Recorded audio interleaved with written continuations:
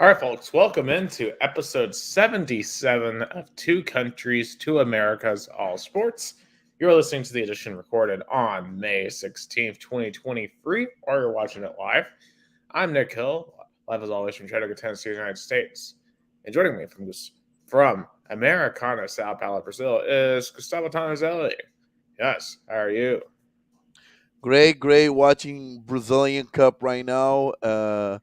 18 minutes into the second half, 0-0 between the derby of Rio, Fluminense, and Flamengo. But I'm doing good. Had a little bit Yep. of a chaotic weekend, especially on Saturday. I'm gonna get into that in the Brazilian topics. But overall, great. Yeah. Ready to talk some sports in Brazil and US, and let's talk about some choking and some surprising. Yeah, so right now I'm watching Los Angeles Lakers 7 seed playing in the Western Conference Finals in the Mile High City in Denver. Currently, with less than 10 minutes left in the second quarter, Denver is up by 15. Strong start for the Nuggets. Nikola Jokic already has a double double. Um, Potentially established himself, I think, as maybe the best player in the world. And let's kind of get into the Western Conference because I know game one's starting right now. But let's kind of rewind to the end of the last round because we were here for the beginning of Game 6 for Suns Nuggets, and when the Nuggets were already up by 30 points at halftime, we knew the Nuggets were going to win in advance. Just kind of, I guess, wrap up our thoughts on the Phoenix Suns, and I kind of said that towards the end of the last podcast. I had a feeling that if KD and uh, Booker could play up to their potential, that the Suns could win the entire thing. I thought, at least from a top heavy perspective, they had the most talented roster. But I guess what I underestimated from a prediction standpoint is they didn't have enough of a bench. And I forget sometimes that that's extremely important in the NBA playoffs. Like when you look at the Lakers, for example, their bench has helped them to get to this point in the playoffs with the Western Conference. Finals. You look at guys like Austin Reeves and Rui Hachimura. You, the Suns just didn't really have any guys like that, and I just truly think when you look at their coach, uh, we saw what happened to them last year against Dallas. We saw what's happened to them this year. I don't think that team is tough enough. Like I almost think you can almost call them the West Philadelphia 76ers in terms of you know when they're going is tough and when their backs are against the wall, they just crumble. They just fall through the wall like they're Humpty Dumpty. I mean, the Phoenix Suns definitely is the most disappointing performance in the playoffs because they had a great postseason last season. They had the addition of Kevin Durant, but they still couldn't pass Denver. Which I mean, this matchup with the Lakers is to prove are they truly a playoff team or they're just a pretender who you know has a great regular season but can't deliver on the big spot. But I guess they show against Phoenix they are ready, for big matchups. Yeah, and definitely if you're going to get it done, if you're Denver, this is now between when you've got LeBron and Anthony Davis on the other side. And of course, for LeBron and Anthony Davis, you have to give them credit. They handled the Warriors in six. They handled their business on the home court in Game 6, and give props. I'll be honest, I did not believe in this Lakers team because let's be honest, they were terrible most of the season.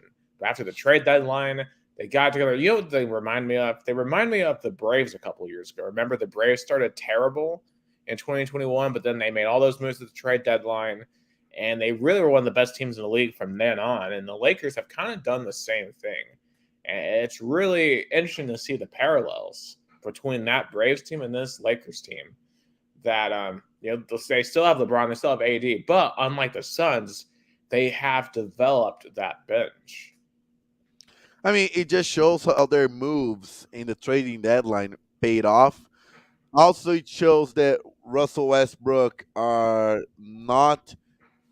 It was kind of not good for the locker room, and definitely him leaving the Lakers show it was a good move. And I had a discussion with my friend Lucas Argito that if this was LeBron's moves as kind of like a player but who likes to interfere in kind of the general managing of the team, or Rob Pelinka. He said it was mostly Pelinka. I feel like it had some LeBron hands on that. I think your ours are going to have a little bit of LeBron hands, but at the same time, I think the Lakers are such a big brand that you know there's gonna the LeBron isn't going to have the full control. Like in Cleveland, I think he had full control. I don't think he has the same level of control in LA personally.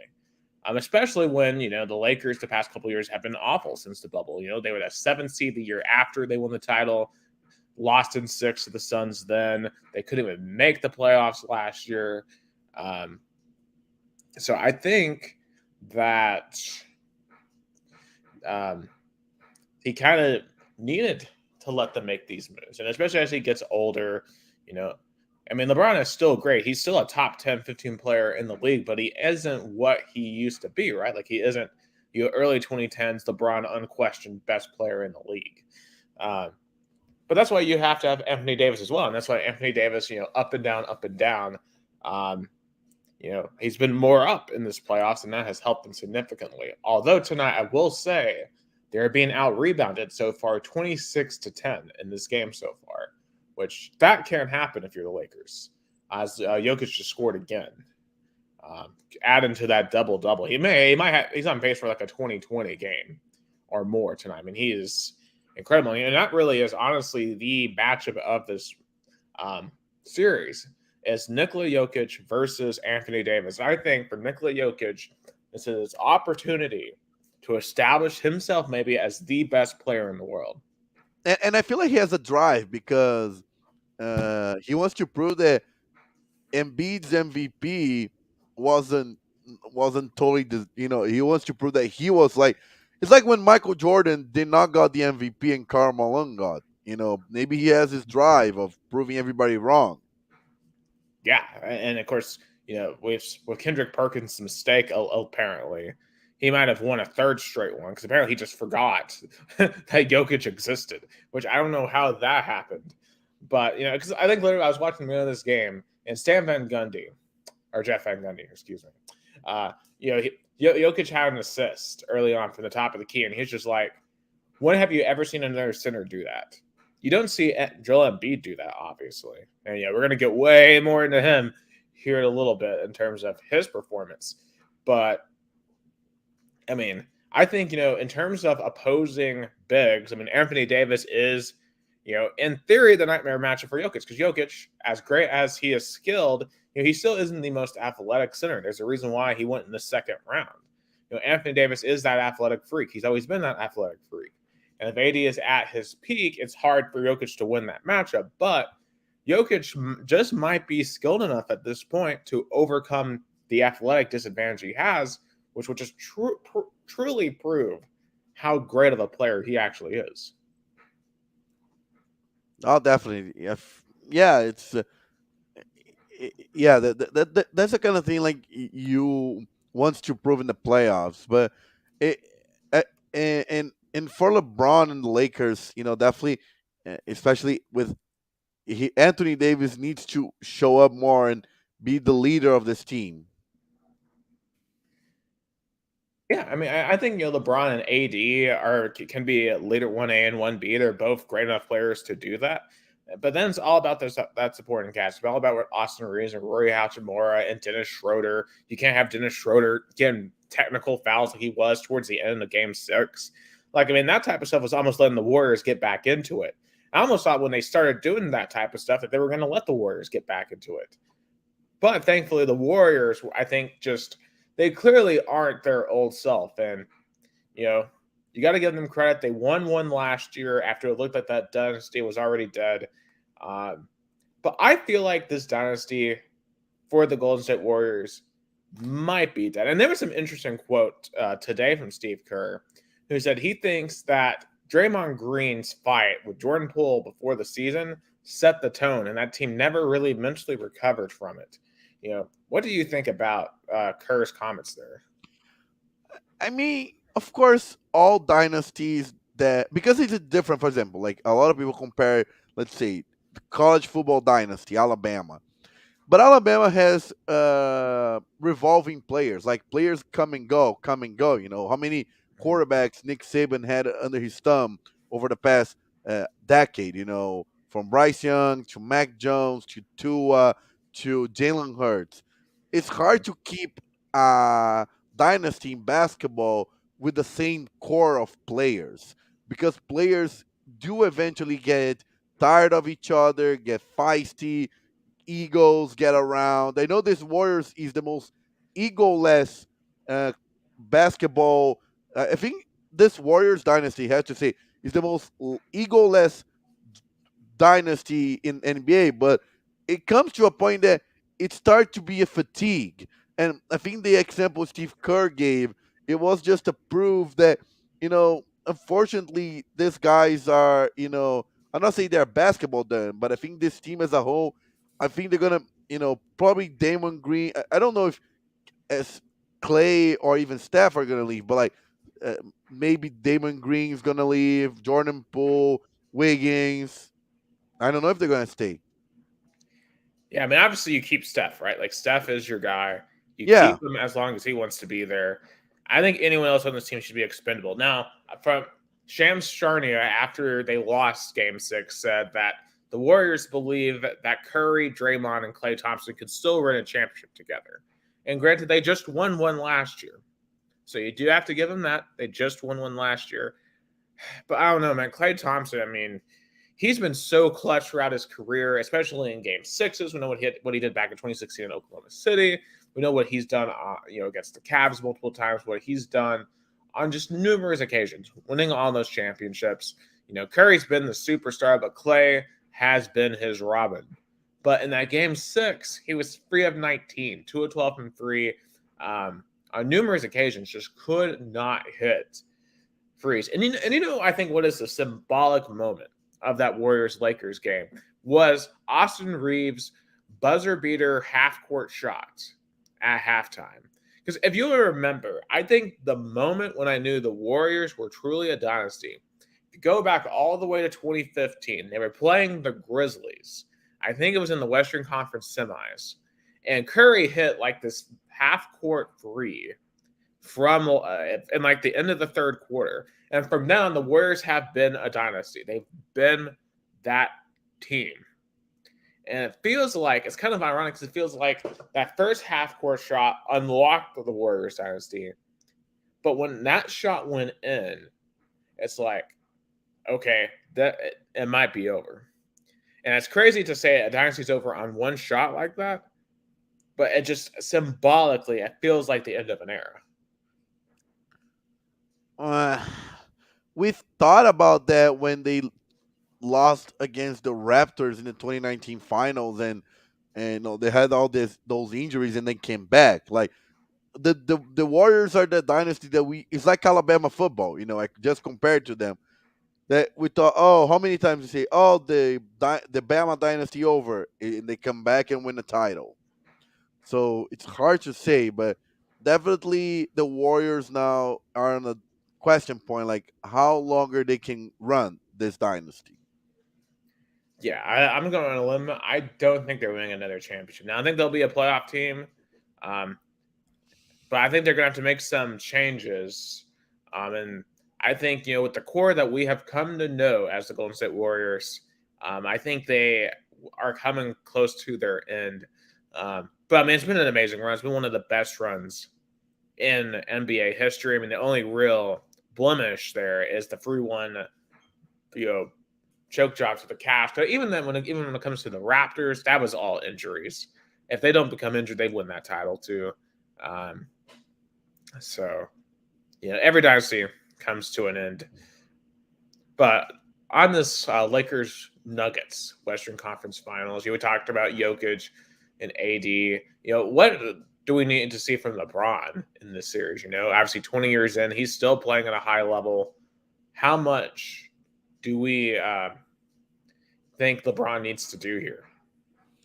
I think LeBron needs to be a very productive chew, like more like an assist. Like he's good with assists. I think he can even deliver even more of that. I think that's his point. Should be like be a number two and really push Anthony Davis? I think that's fair enough. Right now, Anthony Davis has 12. LeBron has 11. No one else has more than 7, and that's Hachimura for the Lakers right now. Also, too, on the rest of the Nuggets as well. We talked a lot about Jokic. Right now, Bruce Brown off the bench, the former Auburn player, has 14 off the bench right now. He's outscoring the entire Lakers bench right now by himself. But I think, honestly, the X factors here, Jamal Murray and Michael Porter Jr., because Nikola Jokic can't win a title by himself. I mean, as great as he is, every great player needs wingmen. Speaking of the devil, I think Michael Porter just scored, actually, as I said his name. So Michael Porter, Jamal Murray, those are two guys that are going to need to step up big throughout this series to win a championship. Oh yeah, definitely. Because I feel like Jokic is I know he's dominant on the rim and he can really be a different factor, but he needs those really those players that you just mentioned to be also productive to show that they can deliver. Absolutely. And Hachimura just scored. He's at 9 now, 56-45, 3 minutes left. What do you think is going to unfold here in this series? Who do you think is going to win the Western Conference? Give me the Lakers in 7. I could see that. I think this will be a lot of competitive games, but I think this Denver Nuggets team, I think it is now or never for them. It is time for them to establish themselves. And I think they have the team to do it. I think the support and roles players have been playing really, really well around Jokic. And Jokic, to me, right now, is the best player in the NBA. Give me the Nuggets in 6. Ooh, in 6. Yep, I like him in 6. I like him to win it in LA. I think it's all what they did in Phoenix, and this team clearly is cold-blooded. So yeah, I can see that. I can see that. I can see that. I can. You know, if Denver wins, it can be like a when Milwaukee, beat Boston. That was a symbolic moment. We thought a franchise that they could never win on a big spot, and they did. I think that's a good comparison. It almost feels like it's that type of run. How great Giannis was in that playoff run. This might be Jokic's run to make that same run. So Lakers Nuggets, 60-47 Nuggets, 2 minutes left in the first half. All right. Over on the other side, we watched it live, Game 6 of Philadelphia-Boston, and I told you right then and there when Philadelphia crumbled at the end of that game and lost in their home court that there's no way they were winning Game 7. And it was a good first half. But Jason Tatum just went nuclear on Philadelphia while James Harden and MVP Joel Embiid disappeared. And now Doc Rivers has been giving his walking papers and has been sacked. Really? As Philadelphia, yep, he has been fired. As the Philadelphia is now affectionately called the city of brotherly chokers. Gus, how devastating is this blown 3-2 lead for Philadelphia? A culmination of the process. I think in so many instances it was terrible. And we can point it out to the 3 main actors on the 76ers. And we talk about okay, first let's address the process. That was a stupid kind of thing, to say trust us to blow up and go to the draft and we're gonna get titles. Like there was and put a name on it. It was bound to be biting them in the ass. Mm-hmm. But let's go ahead. Yeah, I know. Keep on going. I was gonna say, like, like it's so funny how this series truly defined. You know, I think Joel Embiid not. I think he still have many good years ahead of them. He's just won the MVP. But Doc Rivers and James Harden, finished the series now solidified as great basketball coach, great player, but now teams, if they want to go deep in the playoffs, they want to have a deep run, can't have them. Just can't. You just can't. Do you know how many points James Harden had in the fourth quarter of games 5, 6, and 7 combined? He had 0. He didn't score once in the fourth quarter in the last 3 games of this series. Just absolutely disappeared. He was 3 of 11 in game 7. Only 9 points. Wow. He had 5 turnovers. He had 5 turnovers and 3 made field goals. Just completely a no-show. And then MVP Joel Embiid. 5 of 18 in game 7.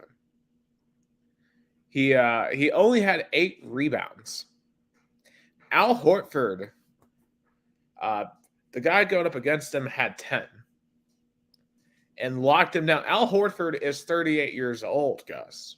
He's been in the league for a very long time. An older center like that shouldn't shut down the MVP. I'm watching Nikola Jokic do whatever he wants tonight to the Lakers. The guy that apparently was not better than Joel Embiid this year. I'm going to call BS on that. I don't think Embiid, honestly, is close to Jokic. But it just proved that the MVP title is about narratives, not actually. Because again, that's true. Like Embiid is a talented player, but he hasn't proved that he can be the most valuable player. Yeah, you can't trust the guy. I mean, literally, the guy who scored the most for the 76ers on Sunday is Tobias Harris. VFL Tobias Harris had 19, and Tyrese Maxey had 17. Both of those players, those are supposed to be your 3 and your 4 role players. They're supposed to help you win a championship. They're not supposed to lead you. Now, Tobias Harris and Tyrese Maxey are leading you, then, you got no chance. And especially considering on defense how pathetic. I mean, Jason Tatum had struggled throughout this entire series, but you got to give him credit. He showed up at the end of Game 6, made some huge shots there, and then honestly, he turned on his inner Kobe in this game. That's what it reminded me of, Gus, in this Game 7. He reminded me of a young Kobe. Just went out there and went with a Mamba mentality. 17-28, 51 points, and it just was incredible. And I don't think Jason Tatum can do that every night, obviously. I don't think he's a LeBron. I don't think he is a top 5, 10 player ever or anything. But if he plays like that enough, I mean, this Celtics team is good enough around him to get it done. Yeah, I mean that's true. Like, Jason Tatum was so doubted. Like, there was like pundits saying he should be traded, but I don't know. Like, I don't know what was activated, but something clicked on him that he turned it on and decided this. If it wasn't for him, Boston would have been eliminated in Game 6. Oh, absolutely. And I think that Game 6 will haunt Doc Rivers and James Harden and Joel Embiid forever. Oh yeah, That to me is as devastating of a loss for any franchise as you'll ever see. And I think Philadelphia, it's going to be a very long time before they are truly back in title contention. I just truly believe that. I think they'd be crazy to re-sign Harden. Obviously, you've got Embiid, and you obviously should keep Embiid. But you should start thinking about ways to have him not be your lead guy. And also, too, Doc Rivers, obviously, what is his legacy as a coach if he never coaches again? Because he does have that title with the Big Three in Boston. But he literally, every single year since, has been pulling choke job after choke job after choke job. Yeah, but first, shout out to my friend Alisson da Mito. Oh, Alisson, vou falar do incidente de sábado no meu podcast. I'm going to talk about Saturday's incident. Even Branco, he was with me, but I feel like this Eastern Conference Finals. I mean, Boston has so much on the line because now they passed Philadelphia, but they need to win because their roster is so loaded up. And last year was a true disappointing losing the Eastern Conference Finals again. And they're facing a Miami Heat that has played no pressure. They are the first 8 seed, I think, to make a Eastern Conference Finals.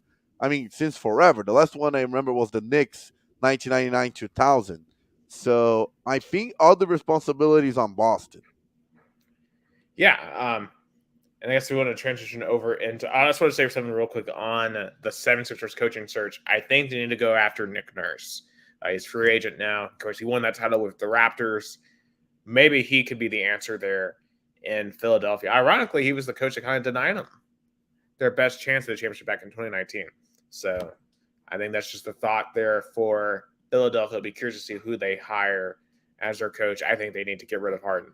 And I feel like Harden and Doc didn't work, so that's true. I and and if I was I think he could be good piece in the New York Knicks. Knicks don't have a star player. Maybe in New York he'll find himself. Yeah, also on the Knicks, real quick, and obviously, I don't think anyone expected the Knicks to be a title contender. So I'm not. Obviously, I know they were the higher seed here, but I kind of expected the Heat to win this series. Jalen Brunson clearly is the guy that you got to build around moving forward. He's the best player right now on this team, and clearly Dallas is missing him a heck of a lot. I mean, he was the key on that team. Obviously, Luka, your superstar, but he made that team run, and Dallas trading him away was a really bad idea. Stephen A. Smith, he went on a rant after the game saying that he doesn't want to see Julius Randle ever again in a Knicks uniform. I know he's 3 of 14, 1 of 7, only had 15 points. He struggled throughout that series.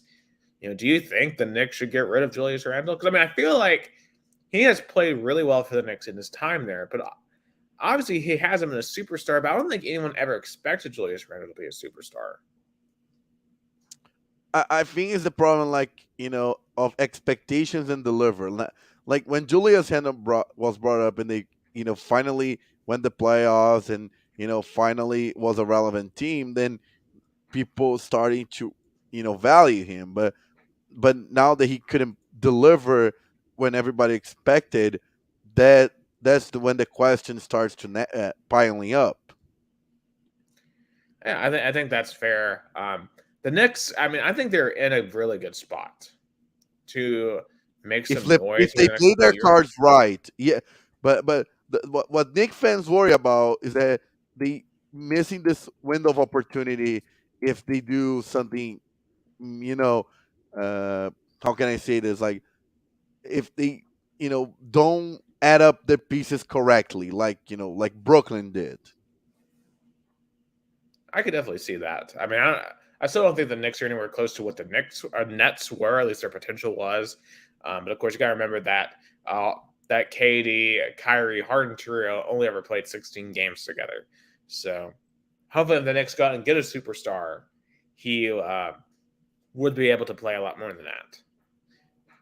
But for the Heat, Jimmy Butler, frankly, think about this. The 76ers trade him away. I saw this tweet from a 76ers fan account the other day where he was like, good luck in Miami, where you're going to have to watch the 76ers play all these conference finals. And since that tweet, Jimmy Butler now has been in 2 conference finals where the 76ers still cannot make one.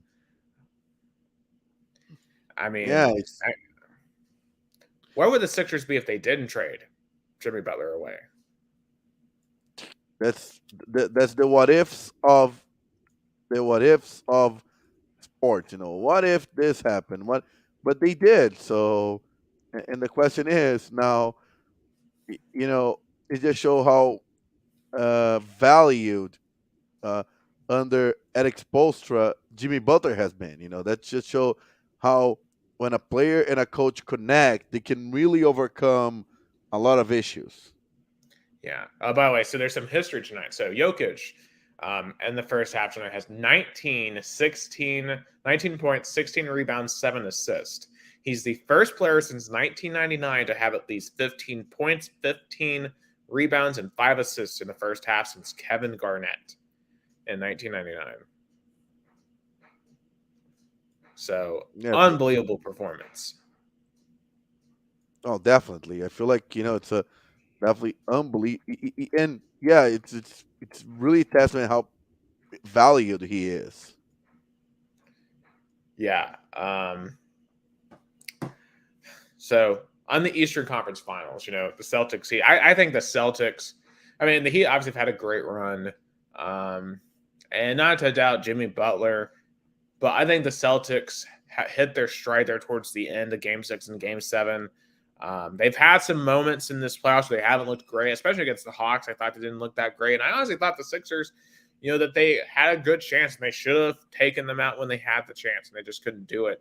I think the Celtics now are ready to roll for this series. I like the Celtics to win in 5. Celtics in 7. I think that he's going to give a lot of trouble. And they certainly could. I have a feeling that the Celtics are just a lot better. Obviously, Bam Adebayo is going to have to play out of his mind in this series. Play better than Joel Embiid did. Hopefully, you have guys like Gabe Vincent. You need Kevin Love to give you good minutes. You need Struss to give you good minutes. Obviously, Kyle Lowry off the bench to give you good minutes. But really, obviously, you're going to see some Herculean efforts by Jimmy Butler. And if Jason Tatum is going off like he did in Game 7, then it's going to be really hard for Miami to win. Definitely. If James Tatum keep showing that performance that he did Game 6 and 7 against the 76ers, then but shout out to Eric Spoelstra, though. I think he deserves a lot of praise for how he endured the post LeBron era, making his another conference final, with a player that everybody thought was a B player, kind of like a role player, not a main player, Jimmy Butler. I think Eric Spoelstra deserves a lot of credit. Oh man, and he's definitely the best coach in the league outside of Popovich, for sure. Yeah, So, so for me, I feel like definitely. go ahead. Go ahead. No, I was gonna say definitely he is. I don't know if he's gonna make it into the NBA Finals again, but definitely he's gonna give a lot of trouble to the Boston Celtics. It should be really an interesting series. I think it'll be a very defensive series too, compared to what we're seeing over in Nuggets Lakers. I mean, I just realized too we have a chance of a Lakers Celtics NBA Finals, which I'm sure the NBA would love. Yeah, definitely with LeBron. And with LeBron.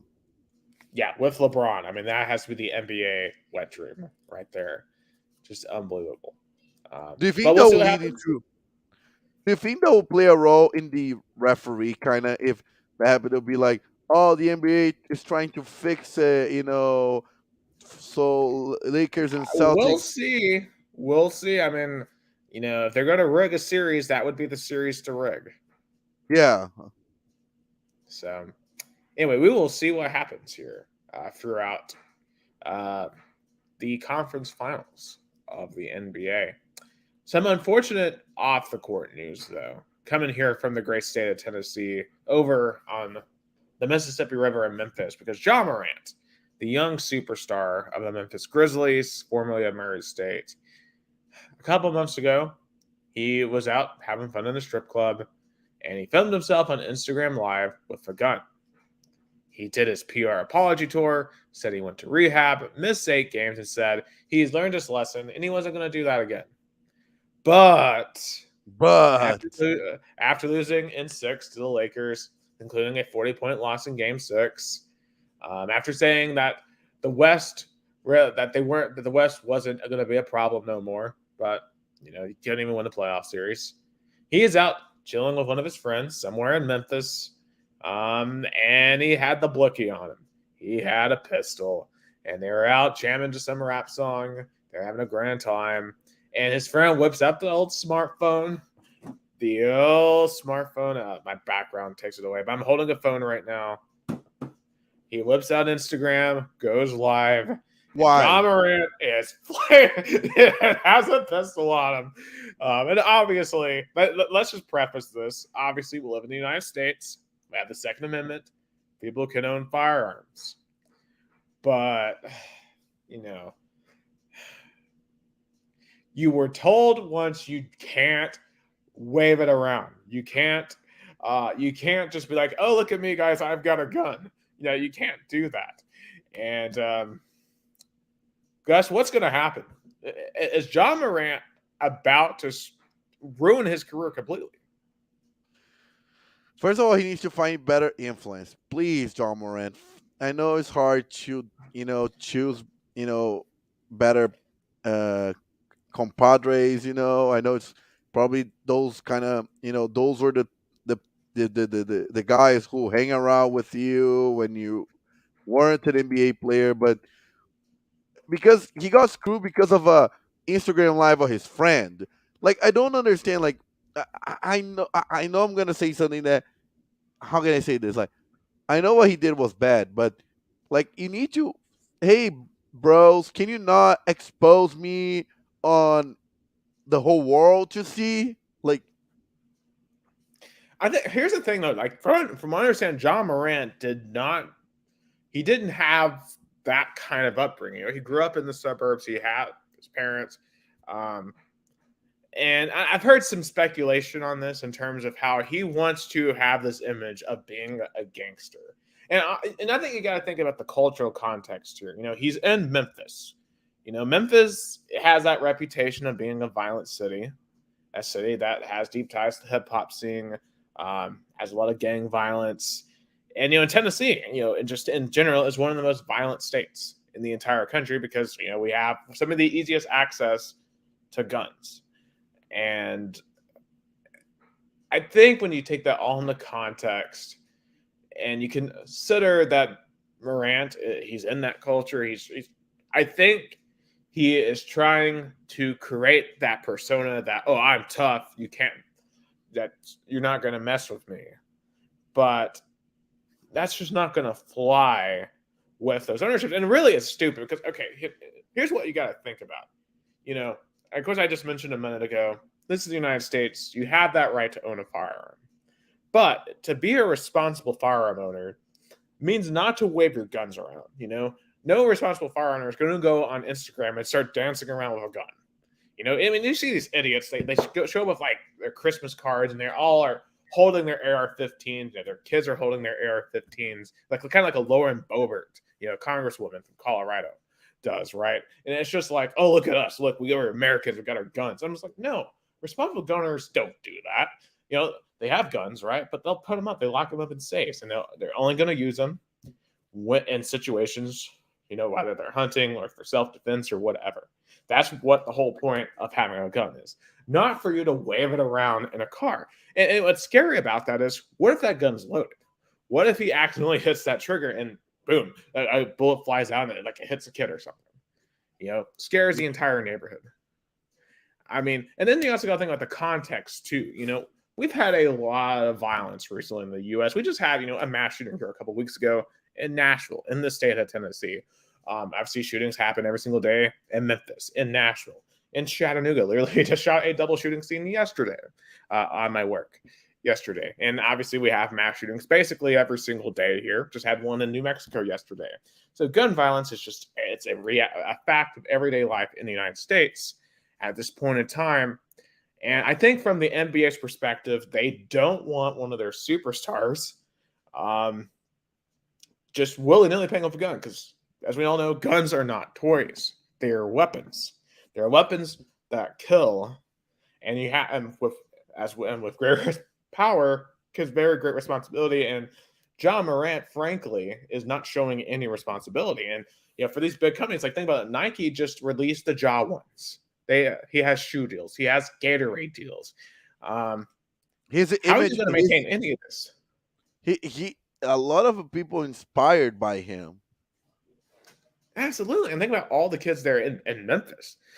Think about all the kids like in Murray, Kentucky. I mean, this dude was he played on the same AAU team as Zion, but he had to go to Murray State in Western Kentucky. He had to come from a small school to get to where he is.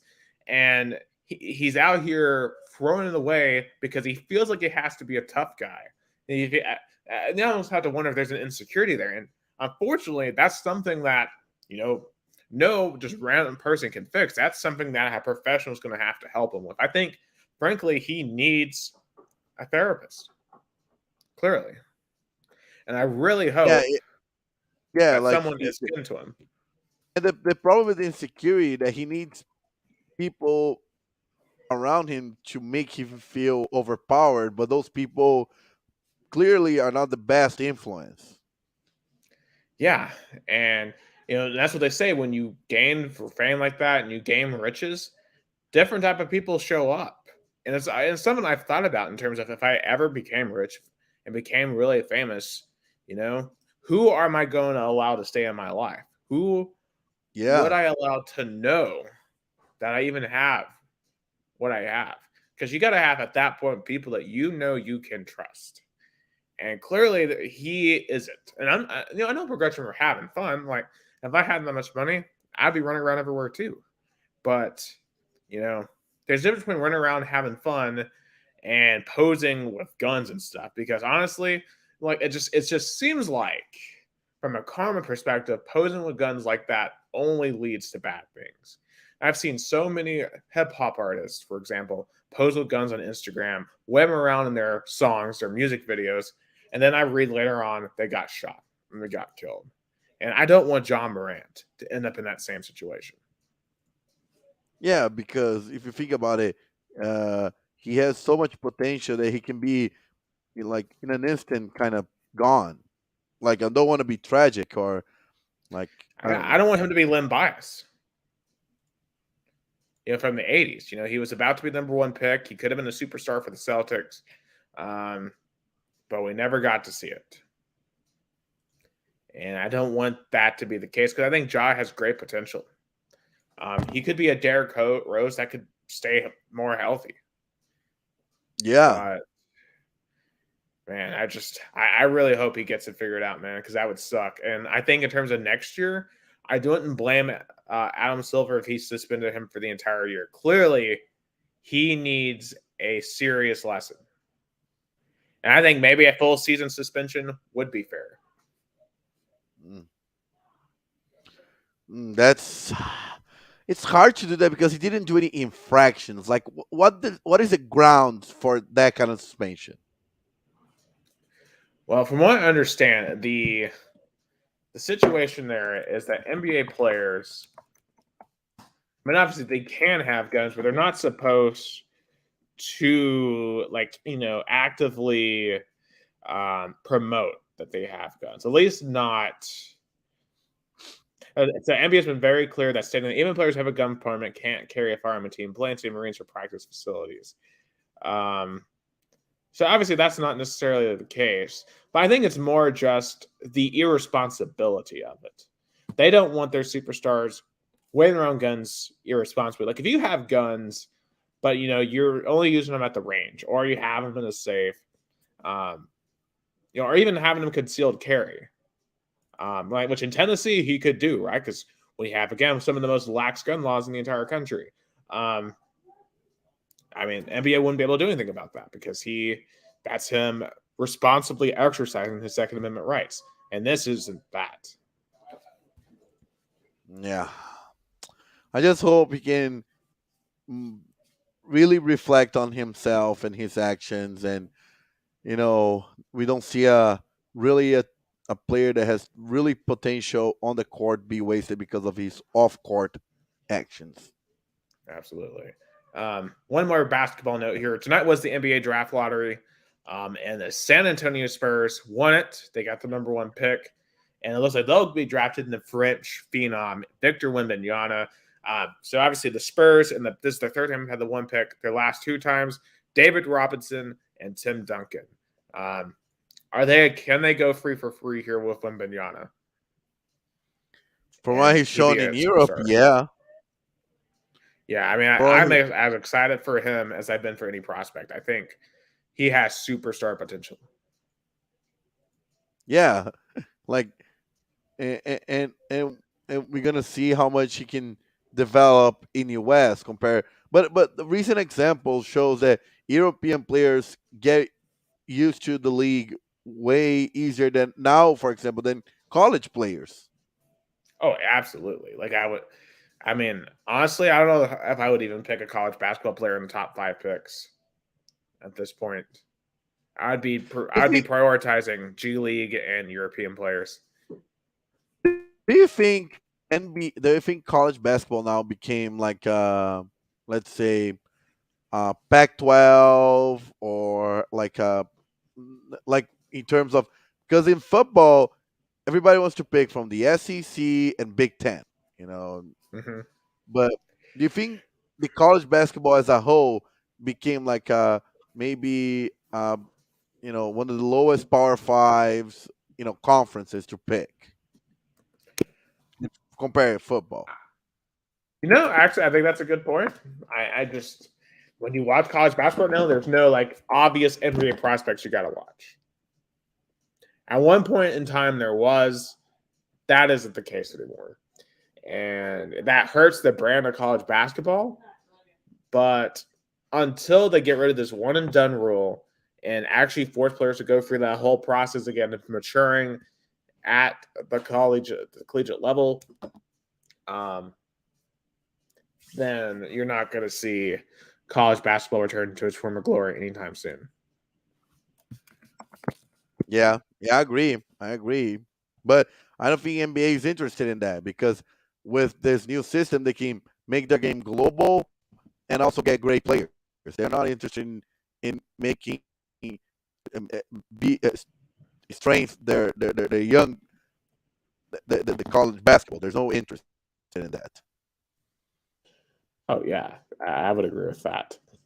Um, yeah, so definitely Victor Wembanyama. Also, I will say this: I feel really, really bad for the Detroit Pistons. When are they going to catch a break? They only got the 5th pick tonight. I mean, I just feel they've been irrelevant forever, and I don't know when they're going to be irrelevant again. So, Yeah. anyway, switching over to the ice. Well, I picked the Canadian teams to be in the Stanley Cup Finals at the beginning of the last round. Turns out that was a jinx. Both the Maple Leafs and the Oilers lost their series. Maple Leafs to the Panthers in 5, Oilers to the Golden Knights in 6. And Canada, for the 30th consecutive year, will not bring home Lord Stanley's Cup. And the thing about the 4 remaining teams that we have left are the Carolina Hurricanes, the Florida Panthers, the Las Vegas Golden Knights, and the Dallas Stars. Last time I checked, you can't just find an ice pond in any of those cities at any time of the year. What does Especially that mean? Yeah, especially in Florida. What does that mean? It just feels weird. And granted, maybe that's hypocritical for me to think like this, because when the Nashville Predators were on that run, it was awesome. But Nashville isn't an ice pond city either, and we played Anaheim to go to the Stanley Cup final. And so I guess this is the norm. I would like to see some traditional markets sometime.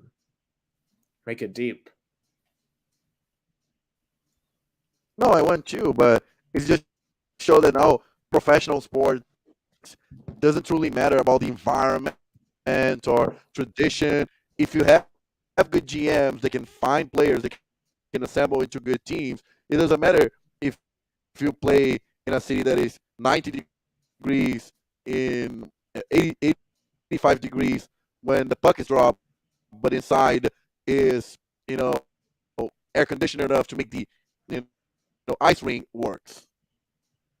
And you also have to wonder too. This thought's coming to me.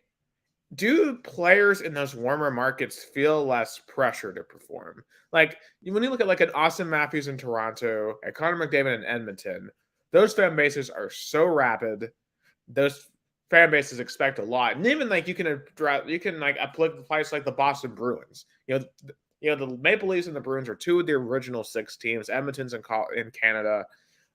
Those are fan bases that love hockey. They know hockey. A lot of those people played hockey compared to like the Florida Panthers, where a lot of those fans have probably never touched an ice hockey stick in their life.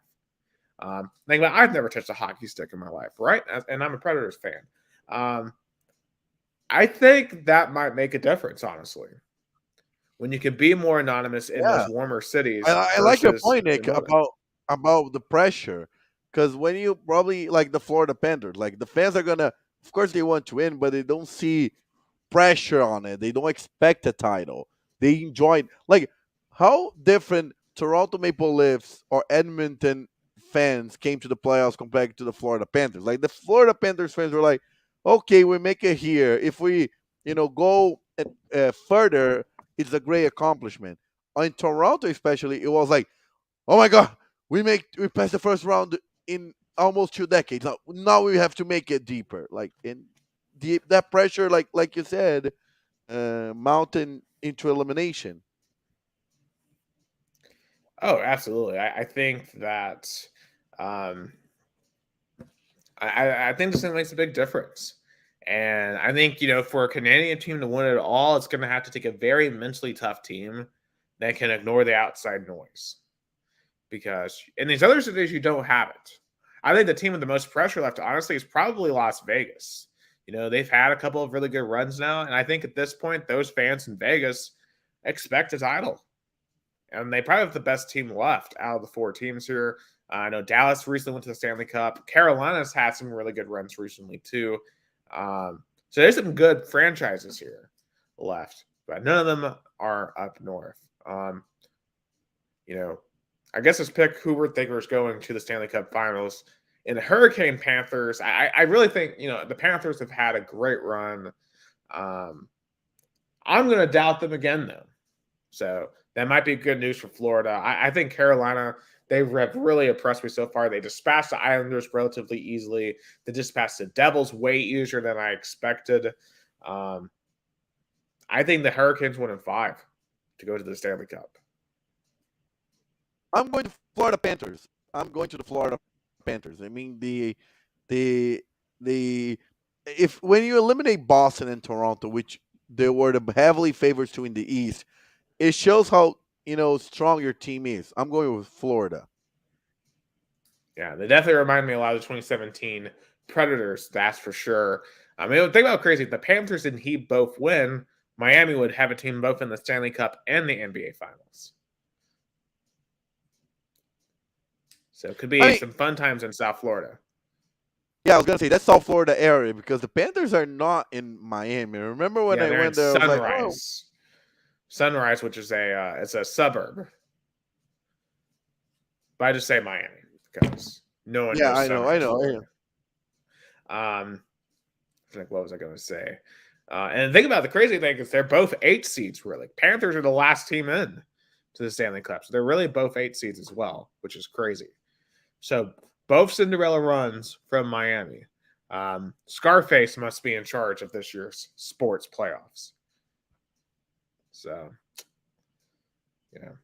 Anyway, so in the West, Vegas, Dallas. I think this is going to be a phenomenal series. I think this is going to go to 7. But I like the Golden Knights. I think Vegas is going to get it done in 7. I'm going Vegas, baby, in 6. I could see that. So I'm going Vegas Hurricanes. You've got Vegas and the Panthers in the Stanley Cup Finals. So that starts on Thursday night with Hurricanes and Panthers. Vegas Stars start on Friday. All right, real quick, some NASCAR here real quick. There's been a lot of controversy this week after the Darlington race on Mother's Day. Hope for any mothers out there, hope you all had a great Mother's Day. Ross Chastain, this guy is the lightning rod of controversy in NASCAR. Obviously, last week at Kansas, he got into a fight after the race with Noah Gragson. Someone's always mad at him because of his aggressive racing style. He's always wrecking people or getting himself into wrecks. And it was 6 laps to go at Darlington. He was on the inside. Kyle Larson, the champion 2 years ago, was on the outside.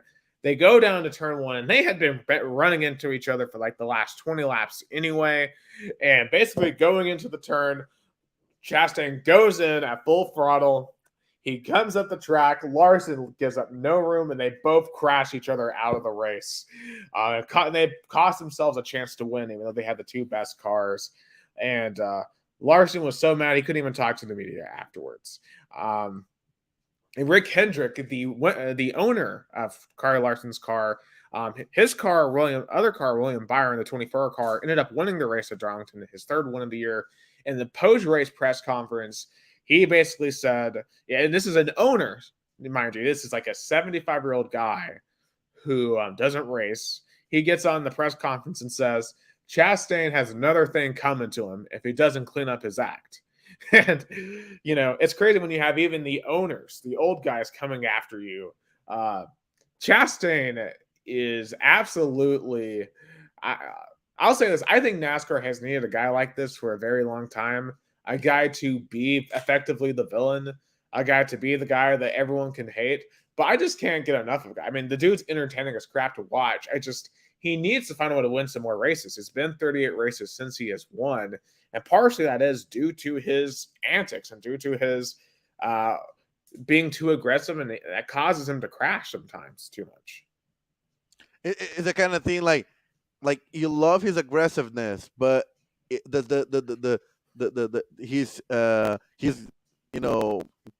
like his greatness can be his downfall. Like his talent, like what he has good can be also his bad. Yeah, and I think he has to rein that in. Because it's so. Once upon a time, there was a driver named Dale Earnhardt. One of the most legendary drivers in all of NASCAR. Back in his day, he ruffled a lot of feathers too. He would bump guys out of the way. And there were plenty of guys who wanted to beat him up back in the 80s and the 90s. But Dale Earnhardt knew how to deal without wrecking himself. And really, he didn't really wreck a ton of people anyway. He just kind of moved them out of the way to advance his position. And he helped him win a lot of races. And he gained that moniker of being the intimidator because he was that guy he didn't want to mess with on the track. Ross Chastain right now is just way too much of a wild animal on the racetrack right now. He's got to find a way to rein it in. Because if he can rein it in, he's going to be a championship-level driver. But he's got to find that way to do it. But I want him to retain at least some of the wildness because that will make him the most entertaining driver on the circuit, like what we saw last year at Martinsville when he Hail Married the fence to make the Final Four.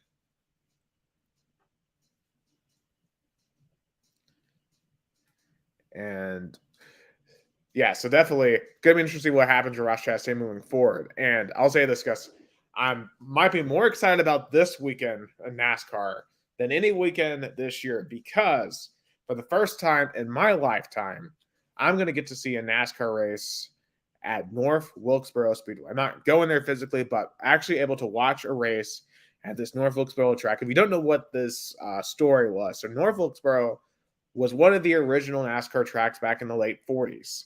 It's in a small town called North Wilkesboro, hence the name. It's about an hour and a half northwest of Charlotte, North Carolina.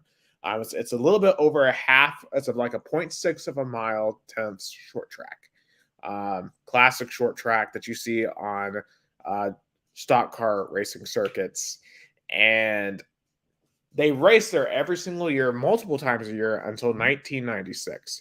That's when NASCAR gave away its dates to Texas Motor Speedway, which has gone to become one of the worst tracks on the schedule. And North Wilkesboro was left out to rot for about 20 years. It just fell away. It started cracking away. Trees were starting to grow out of the track, bottom of the track. And it looked like there was no way this track was going to be saved, and that there's no way NASCAR would ever come back to North Wilkesboro because there wasn't going to be a track to come back to. But thanks to Dale Earnhardt Jr. and other investors, they've rebuilt the racetrack. They have brought it back. And on Sunday night, the Cup Series will be racing their All-Star race at North Wilkesboro. And I think, while NASCAR in the mid-90s was in its boom period and eventually went to its peak in the mid-2000s, moves like getting rid of North Wilkesboro Speedway ultimately led to its downfall because tracks like North Wilkesboro built you. And the fans in those places, in those small towns in the South, are the backbone of NASCAR's fan base. And going back to a place like North Wilkesboro is going to help NASCAR heal itself and help it, I think, have a second bounce back again. I don't know if it'll ever be as popular as it was in the 2000s, but you need places like North Wilkesboro to be your backbone. And I hope these cars will put on a good show there because those fans in North Wilkesboro deserve it. And I cannot wait to watch this racetrack. I think it's going to race similar to like a Richmond, which I think that'll be a pretty good race. And also I feel like North Wilkesboro should be a permanent track for an All-Star race. It should be permanent.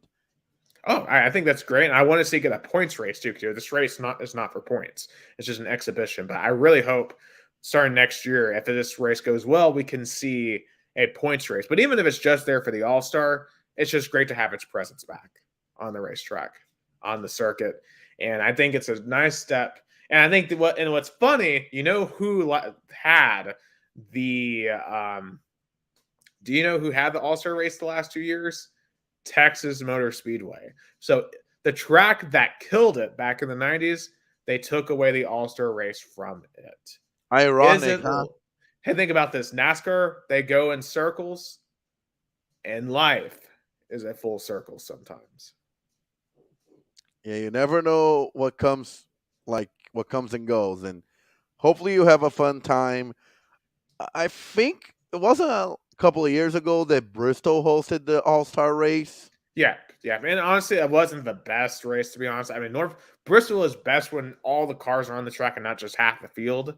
I mean, it wasn't terrible. It was better than Texas, but Bristol, it doesn't really work as well as a All-Star track as you think it would. I think it was like 2021. 2020. It was 20. I remember. Oh, yeah, that's true. Because they had like the glowing lights and stuff, and it wasn't a bad race. It wasn't as great as you thought. I remember because all the controversy of crowd of how many people could be there. I remember now. Yes. There was a lot of controversy of the amount of people that could go. And I remember being Bristol in 2020. That was surreal. Oh, absolutely. That was one of the first real sporting events you could go to. So, yeah, but anyway, I'm excited for North Wilkesboro, and I'm excited to see what happens with Ross Chastain. That's NASCAR update. And next week, I believe, is the lead up to the Indy 500. So we'll have to talk a bit about that as we get ready for the Brickyard.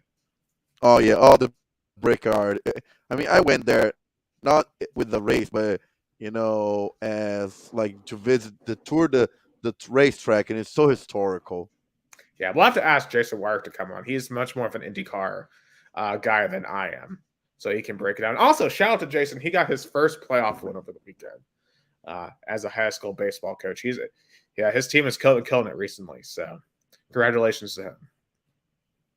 Definitely. Shout out. It's not easy to win a playoff game, so. Absolutely. But anyway, you have ML, so I don't know what that stands for. I forgot the B. Oh, MLB. Anyway, yeah. What's on your mind baseball-wise? I mean, baseball has already reached the point of, like I say, like a 25% of the season. I mean, the Yankees are kind of scaring me. I mean, they're the bottom of the division. They are 7.5 games behind Tampa Bay. I mean, the Yankees should be the ones, I think, the most pressure for a title. The Texas Blue Rangers Jays are the real deal. Yeah, they're definitely they're definitely the real deal. Toronto Blue Jays, but even though they are the real deal, they're still kind of a little bit behind. The Tampa Bay Rays, they had that extraordinary start and they're keeping it up. Absolutely. And I know you're bringing up the Rangers, but I will say this: the Braves just absolutely wrecked the Rangers yesterday. Oh, well, that Rangers should win tonight. So the Rangers beat the Braves tonight. So yeah, well, they've each won a game. So they've each won a game in their series. And the Mets lost 8-5 to the Rays. Yeah, they're a slow start also for the Mets team. That with all that payroll should be They're almost close to the Nationals and to the Braves. That's just Yeah. crazy. Yeah, that's just so sad. How about the St. Louis Cardinals, last in the NL Central? That's rare to see. Yeah, but overall, I don't think any big. I mean, the Padres also a slow start. Below 500 team that had come back. The Fernando Tatis came back. Manny Machado, Juan Soto.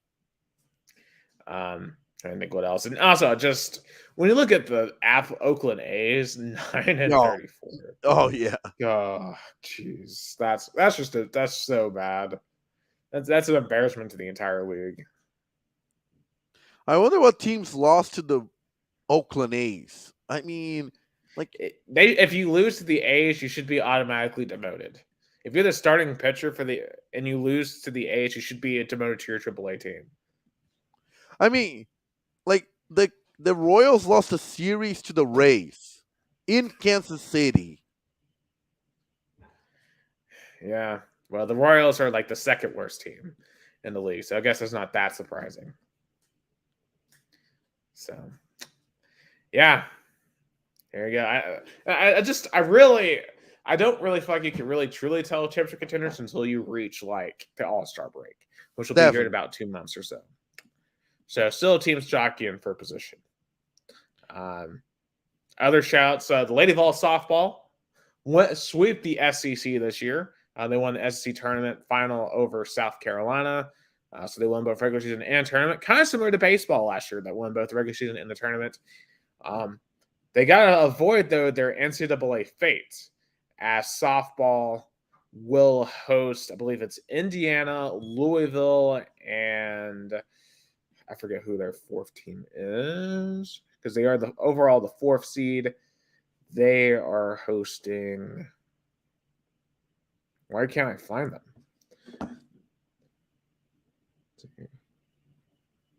Oh, all right, they're Northern Kentucky. Yeah, Jason's sad because Louisville, Tennessee had. It's always hard time for him. I know. It feels like, especially on the women's side, with that Louisville and Tennessee always run into each other. I don't know why that happens. But I'm not even going to pretend to be a softball expert. Like, I don't know anything about softball. But obviously, I'll be rooting for the Lady Vols. I mean, one of their best pitchers, Ashley Rogers, right up the road in Meigs County. So I hope that maybe they can break through and win that national title, or really start getting us some national championships. Because I feel like baseball broke through and started getting all these sports national relevance, and even basketball to an extent did it. We need to break through one more ceiling. Get us a national title. If one team can win it, then the rest of us can start winning it. So softball, go get it done. I mean, the closest we got was baseball a couple of years ago, I imagine. Absolutely. Speaking of the baseballs real quick, the baseballs, they did beat Belmont tonight in a delayed game due to weather. Lots of storms across East Tennessee. Actually, was hearing thunder before we started this. They play at South Carolina this week. They won their series last week against Kentucky, but I do have to say this: they have been struggling significantly on the road this year, and they're probably going to have to go on the road when it comes to the postseason. Now, I honestly think, even though they've struggled on the road, being on the road for the tournament's not the worst thing. They're 18th right now in this year. But I think, honestly, last year's team had a lot of pressure on them at LNS, and it got to them against Notre Dame. They may be looser on the road. I mean, just the amount of pressure. So right now they're 18th. No, yeah, that's.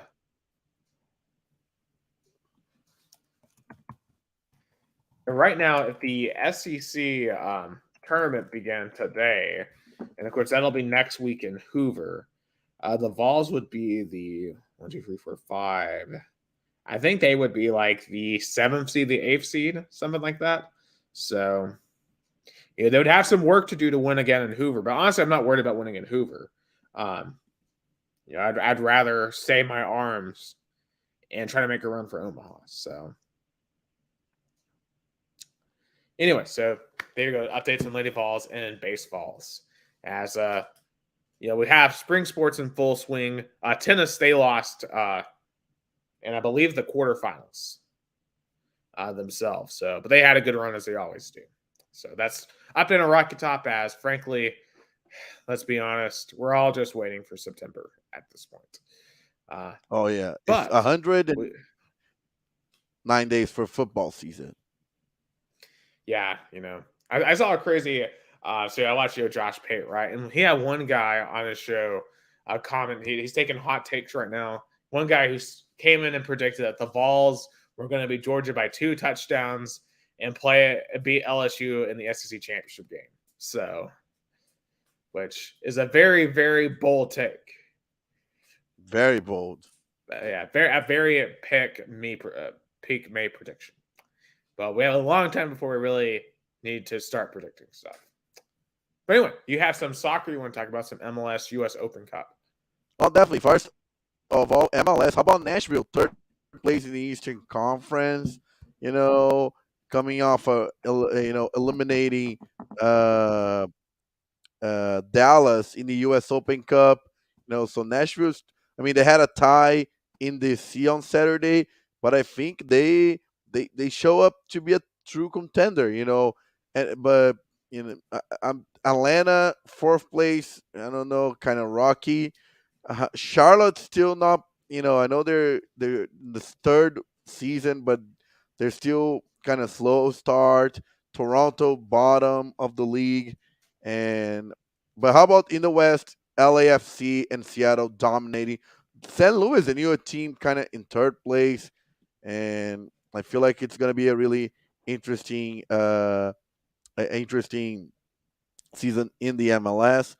Uh, Other results in the U.S. Open Cup last week: Charlotte eliminating Orlando, Pittsburgh eliminating New England. The top, the 1st place in the Eastern Conference, eliminating by a team, I believe, in the USL. No, in USL. Yeah, I mean, that's impressive. Starting to kind of almost have that same effect that you see in the FA Cup over in England. Yeah, the Pittsburgh River Rounds. They play in the USL Championship, and it's funny how how in football in the NFL, Pittsburgh and New England have a big rivalry. So in soccer, kind of out that as well. But that's it, and I feel like it's an interesting. But that's what I like about U.S. Open Cup. That you can have those kind of upsets. Yeah, and I'll be curious to see if any of those USL teams can win the overall championship. And kind of wrapping up that soccer topic, here in Chattanooga, we're going to get some women's pro soccer. The Red Wolves announced today that they are starting their own women's soccer team. And I think, you're seeing a lot of a movement towards professional women's soccer. And of course, the Women's World Cup's coming up soon. So women's soccer will be in the spotlight here for the next couple of weeks or next couple of months here in America. And definitely a big time for that development. Excited to have another team in. But I'll be curious to see if CFC counteracts this news with their own women's soccer team. They used to have when they were in the NPSL, they had a women's team. Yeah, but I think they stopped. But I know UTC has a women's soccer team, so there is that. But certainly more soccer for the Chattanooga community. And that's all we have on the American plate. But I know there's a lot going on down in Brazil. I'm going to start with Rio Branco. I have to, because that was what I say, though. I had my Georgia State moment on Saturday. Do you know what he felt on August 31st, 2019? I remember that clear as day, having to march around a guy, collapse in the field in brutal heat, watching my team lose to a Sunbelt team. Yep. I had my Georgia State moment on Saturday. Rio Branco, with all the tradition in the countryside of São Paulo, 17 years in the top division in the state. So many players being developed here, like UT had.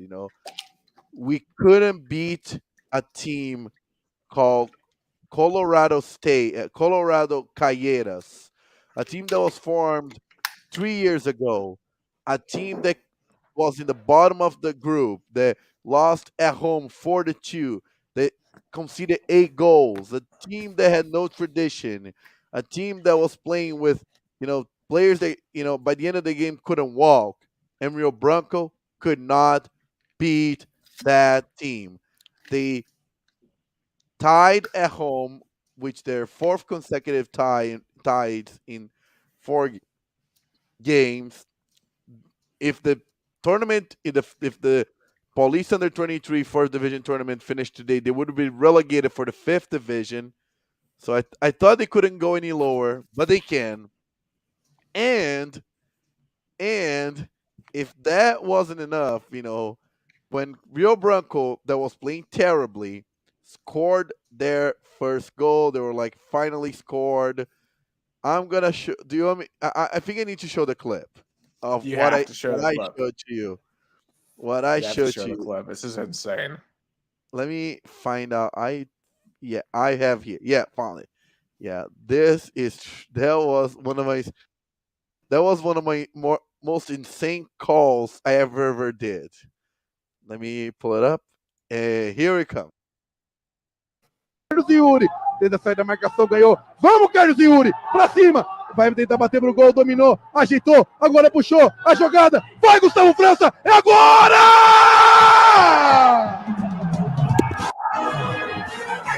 Gol! I think you guys can see on the background why that was insane. So the assistant coach, Andre Ricardo, aka Andrezão, which would be like Big Andre, that he was suspended because he got a red card in the previous game. So he was on the on the booth. He was on the like the VIP area / press boxes. You look at your private chat real quick. No, okay. So when he but before Nick's come back and explain all the story, Rio Branco played terribly game. Rio Branco played a terrible game, terrible game. They should have lost.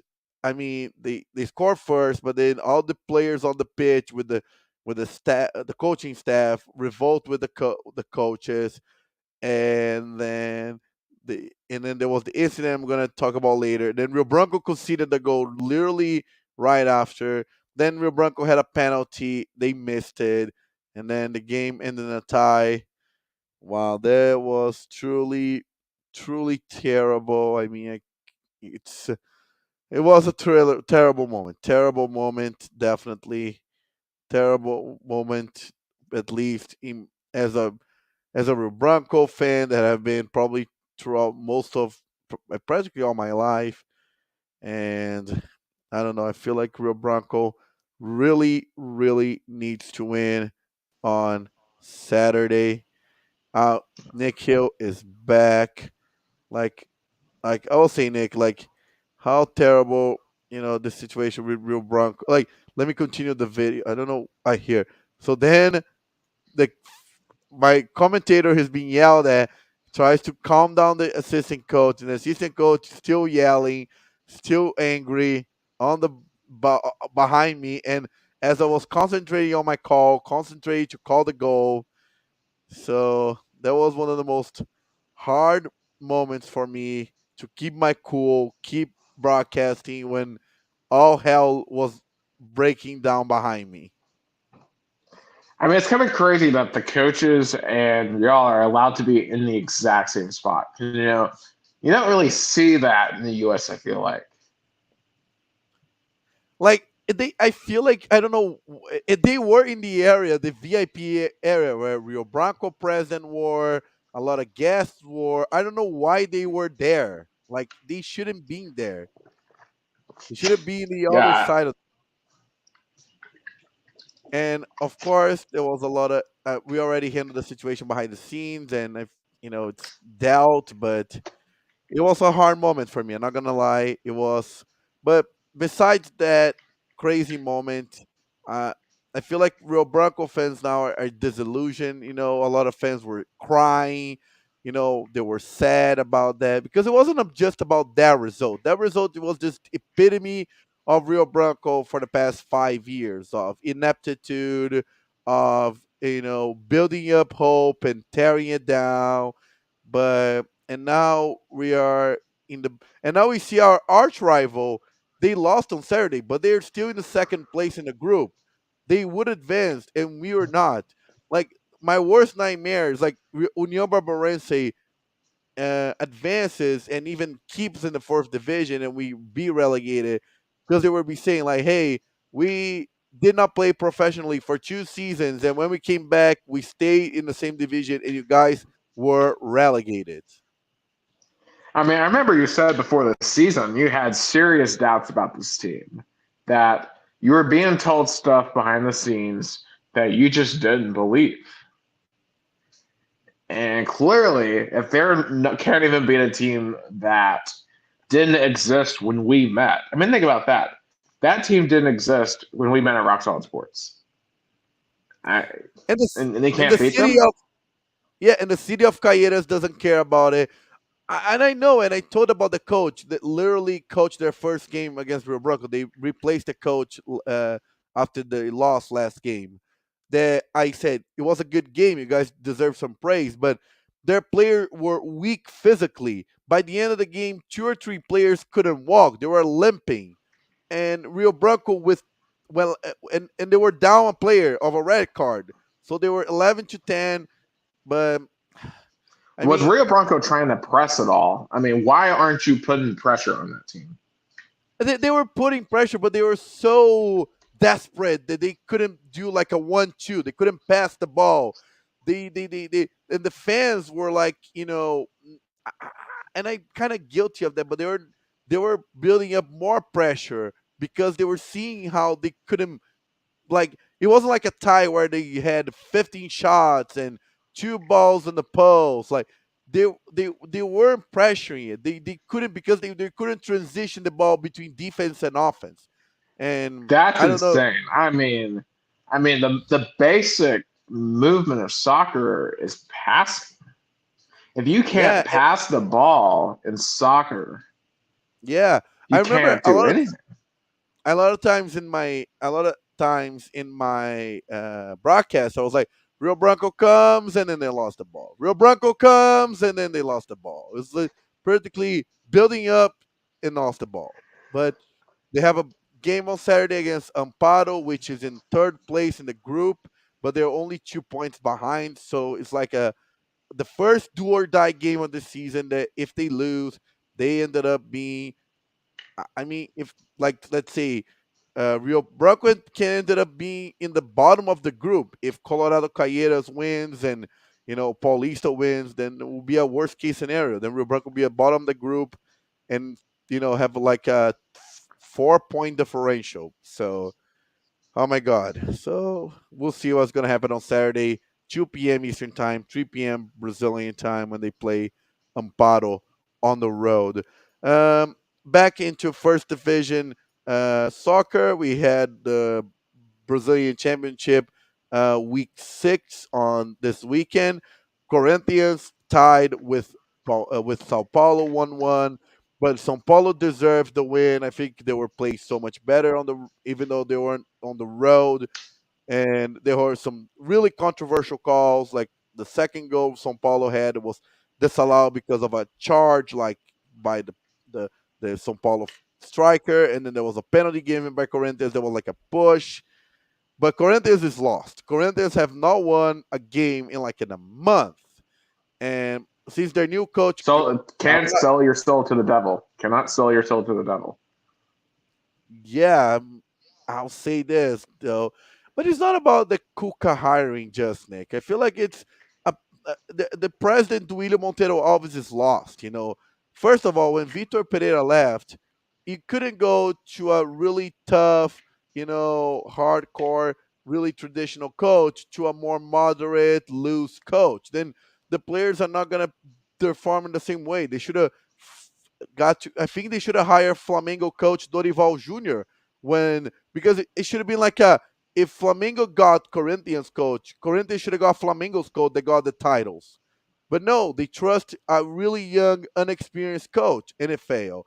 And then they got the Kuka coach, and they couldn't handle. We can talk about the off the pitch stuff, and we already truly talk about, but they couldn't handle well, and they fired him. And now they got Luxemburgo, which is trying to do his best, but he's a little bit outdated. I mean, he has not been his best in like 15 years.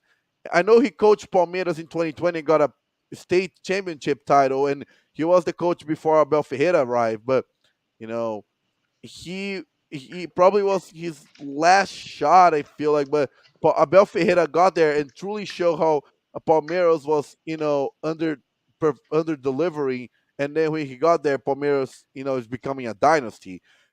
So I don't know. Corinthians really terrifies me.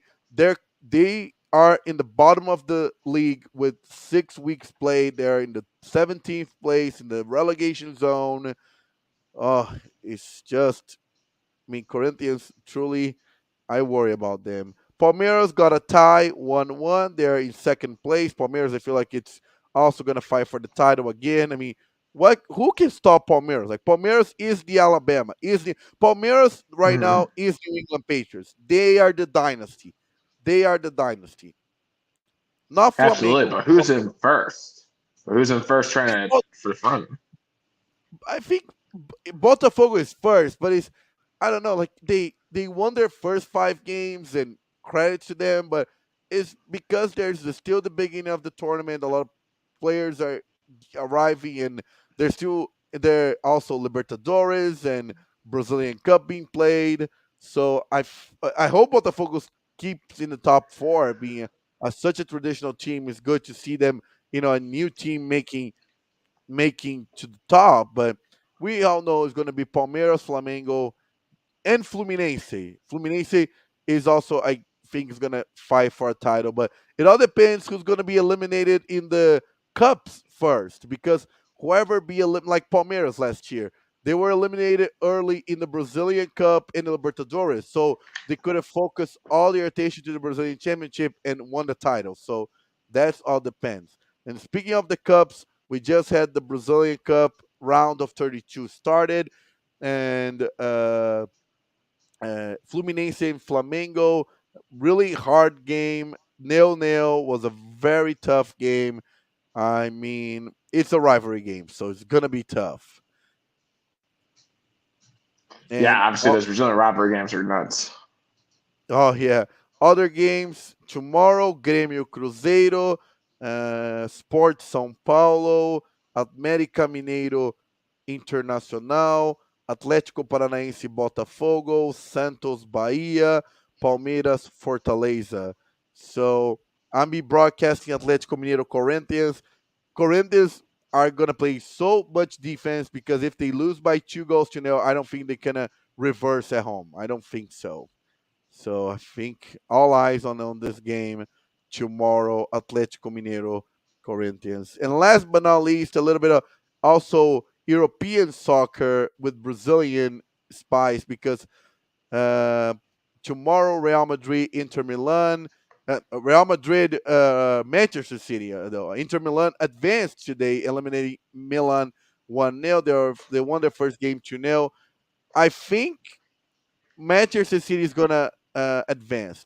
I think they're going to finally, make it to the Champions League final. I think they're going to win it all. But Real Madrid is the kind of team that really know how to play a playoff game. Real Madrid is the antithesis of the 76ers. I just say the Man City's been the 76ers when it comes to the Champions League. Oh, yeah. If Philly couldn't do it, maybe Manchester can be the city. It took Manchester a long time to win that PL back in 2012. Maybe this is the year in 23 they can win the CL. But I'm picking Real Madrid to go into Etihad and win. That should be one hell of a scene tomorrow in Manchester. Definitely will be a much-watched game. And thankfully, it's on our station, CBS. So definitely if you're in America, tune in at 2 p.m. A lot of you will be at work. I'll be at work. And we can watch some soccer while we finish the workday. That's true. I mean, You literally can work and watch. Exactly. But that's it for tonight's All Two right, Countries, Two Americas. podcast. And just real quick before we go out, just a quick score update. Nuggets are up 118-104, about 6 minutes left in the fourth quarter. Unless they collapse, Denver should win game one here. Lakers have had some charges. They've come in within 10 points, but the Nuggets have been in control here. Nikola Jokic, 31, 19, and 13 tonight. Triple-double. Very close to a 30-20-10 game. So just unbelievable game one. We'll see if he can continue. But that's it for tonight's Two Countries, Two Americas All Sports episode 77. Broadcast live on May the 16th, 2023. I'm Gustavo Tomazeli from Americana, São Paulo, Brazil. I'm Nick Hill, live from Chattanooga, Tennessee, United States. You've been listening to the only podcast that discusses both American and Brazilian sports. And next week, we'll get you ready for Memorial Day weekend. You'll have a good one.